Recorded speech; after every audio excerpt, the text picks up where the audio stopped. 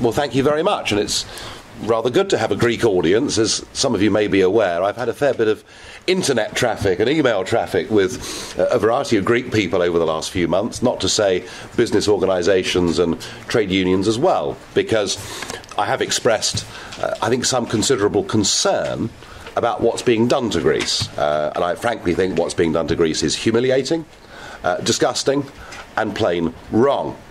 So I'm particularly pleased to meet the youth wing of LAOS, who gave me an award last year, so thank you very much indeed for that, and to come and present this initiative. And I do agree that we do need a Europe in which we cooperate together and work together, and therefore it is absolutely logical that young people in Europe should want to try and do the same thing.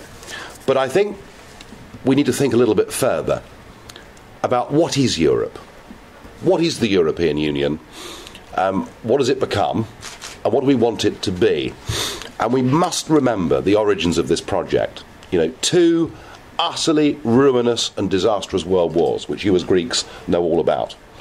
1914 to 18, 1939 to 45, tens of millions of people killed, some of the worst atrocities that have ever been committed in the name of mankind. And the French in particular, feeling that as the Germans invaded them in 1870, again in 1914 and again in 1940, something had to be done to try and stop these dreadful things from happening. The analysis was that it was the creation of nation states that caused wars, and that what must be done through a project of friendship and political integration was effectively the abolition of nation states and the creation of a new European identity. And those behind the project thought that would guarantee peace forever. Now, there are one or two difficulties with this concept. Whilst it's well-intentioned, we should remind ourselves that communism was well-intentioned. I mean, the ideas behind Marx and behind communism were to make the world a better, happier place. It turned into a catastrophe and a disaster, and indeed the Soviet Union finished up killing 40 million of its own citizens. The difficulty with this European project is that it was sold to all of us as being about trade, being about friendship, and being about cooperation. The small print in the Treaty of Rome, which has become much larger print as we've gone through treaties of Nice, Amsterdam, Maastricht. What people have never really understood is that behind all of this was the deliberate attempt to create a new state that would effectively supplant and replace our own states.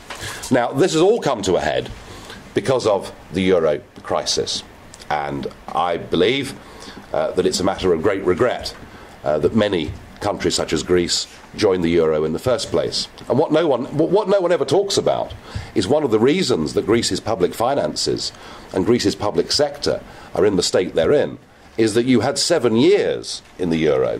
Your first 7 years in the euro, where your interest rates were several percentage points lower than they would have been. And it led to this sort of artificial boom. It's rather like being at a party and your glass keeps being topped up all the time and you wake up the next morning with a headache because you haven't quite realised how much you've had. So Greece suffered grievously during that period without realising it, because if money is too cheap, it creates all sorts of problems. But you're now in this position where, as a result of the bailouts and as a result of the conditions that are being imposed upon you, I think two things are happening. The first is that in democratic terms, the country that actually invented democracy, which is you guys, have now, and you should be very proud of that too, the country that invented democracy now finds itself, I'm afraid, reduced to a state where your Prime Minister, Papandreou, was effectively removed and replaced by a placeman, and where the Troika arrive in Athens and tell your current government what they may or may not do. That is, frankly, in democratic terms, humiliating. And so it is no wonder that people take to the streets. And I've said myself, if I was a Greek citizen, I would take to the streets. Because the whole point about democracy, and the reason democracy works, is that it acts as a safety valve. Even if you hate the government of the day, you resolve at the next election to get rid of them. and to replace them with somebody else. And it's why democracy is so precious and so important. But if people feel that right has been removed from them because the power has gone somewhere else, then I'm afraid all they're left with is civil disobedience. So that worries me too. But the economics of Greece's current predicament worry me almost as much. If we think back to previous recessions, if one thinks of the 1930s, buddy, can you spare a dime? In America. And in England we had the Jarrow marches, where unemployed men marched from the north of England to Parliament to say, please, we must have work or we can't feed our children. If I look back at Britain's worst ever economic period, our economy contracted by 10% from the beginning of the crisis to the end of the crisis. The Greek economy has contracted by just over 15% in the last 5 years. The worst news is, if we look at the fourth quarter of 2011, we see that rate of decline has now accelerated to an annualised rate of 7%. So by the end of this year, the Greek economy will have contracted from top to bottom, from 2008 to the end of 2012, by something like 25%. This is impossible.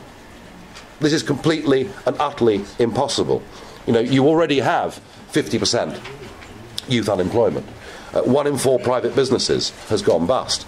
And the medicine that you're being made to take is more austerity. So you're in a deflationary spiral and you're being told to take yet more punishment.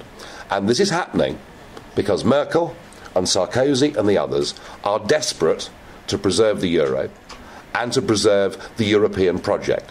So you're to be sacrificed. You don't matter. Greece doesn't matter. The people of Greece don't matter a damn compared with the well-being of the euro project. And I think, frankly, what you have been made to sign up to is going to destroy you completely economically. I think it is as grim as that. Now, the question is, what are the alternatives? And alternatives are very, very difficult. I remember when Argentina was pegged against the dollar, she found herself in a really impossible position. But the day before, in 2001, the Argentinians broke the peg with the dollar. Something like 80% of Argentinians wanted to keep the peg and didn't want devaluation. And the situation in Greece today is the same, that most people in Greece want to stick with the euro and not go back to the drachma. And the reason is that if you go back to the drachma overnight, your money is going to be worth 60% less overseas than it currently is. And that is a very bitter and a very unpleasant pill to swallow. But I think it is something that you are going to have a debate about, because these people here are not going to change the rules. These people here are not going to give in on their austerity packages. They're not going to give in with their continual, frankly, humiliation of your country.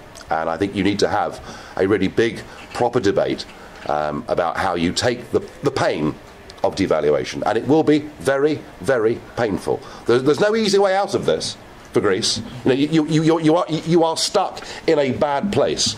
But I do think history shows that when countries do take the pain, and one thinks of Argentina in 2001, one thinks of Iceland in 2008. Did you know the Icelandic currency fell 80% after their banks went bust? Interest rates were at 21%. I mean, it looked like, not just the volcanic eruptions that year, but it looked like Iceland was finished. And yet, as we go into 2012, the Icelandic economy is due to grow this year at 3%. Argentina has done wonderfully well since she broke the peg. So it isn't for me to tell you what you should and shouldn't do, but my serious advice to you is that, and goodness me, the youth wing can play a very valuable role in this. There needs to be a proper intellectual and economic debate that goes on in Greece and amongst your friends around Europe. And you have got friends around Europe, and I would like to think that we, as the United Kingdom, have always been good friends with Greece. But you've got to consider swallowing this very, very bitter, difficult pill. I personally think it is the only way that you're going to get growth back into the Greek economy. And I think, a 2/3 devaluation, your tourist industry will boom within a fortnight. Your export markets, whether it's your olive oil or whatever it may be, will suddenly become incredibly competitive. And I think at some point in the next year or two, that is what you're going to have to face up to. I, for my part, will encourage this initiative, and you have my assurance on that. I, for my part, will continue to speak up for the very principle of democracy that you invented, and I, for my part, will continue, through my position in the European Parliament, to point out that humiliating people can only lead, unfortunately, to violence and unpleasantness. So I will continue to speak up for you, but I do say to you, you're going to have a very tough and very difficult debate over the next year or two. Thank you very much.